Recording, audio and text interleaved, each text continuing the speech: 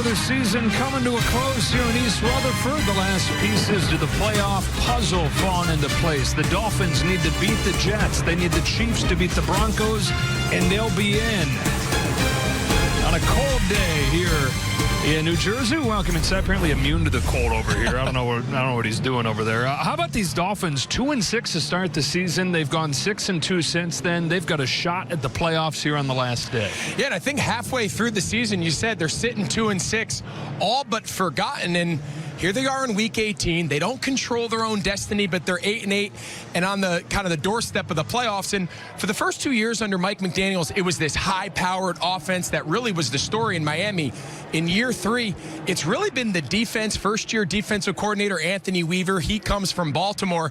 They're the biggest reason why they still are in this playoff contention. As far as the Jets go, obviously a disappointing 2 seasons for Aaron Rodgers there, but a Hall of Fame career. And I don't know if he even knows going into today what his future is going to hold, but there's a chance that we're watching him play his final game today. Yeah, and it's so easy to focus on these last 2 years. And listen, whether it's Aaron Rodgers, the Jets organization, coaching, ownership, of course the Jets fans, no one could have imagined it going the way it did. But I think you take a step back and you say, the last 20 years, we've witnessed one of the great players in the history of this league, certainly at the quarterback position. So I think we appreciate it.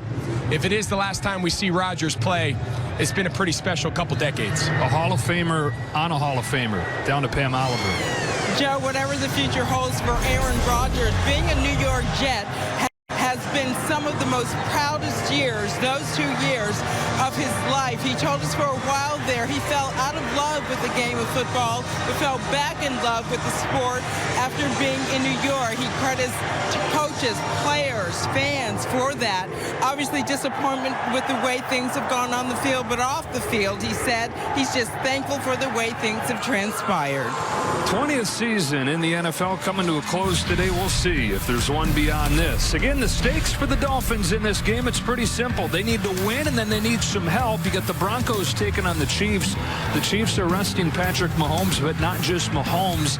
10 starters are resting for the Chiefs as they move ahead to their 1 seed in the playoffs, and they're hoping that the backups can come in and beat the Broncos and get the Dolphins into the playoffs. At MetLife Stadium, 33 degrees, feels a lot colder than that. Mike McDaniel trying to make it 3 playoff trips in 3 seasons as the head coach. As these teams meet up for the second time in a little more than a month. You go back to early December. Jeff Ulbrich and the Jets down in Miami played into overtime, 32-26. Dolphins win what was a really entertaining game. Off we go. Week 18 coming to a close here in East Rutherford.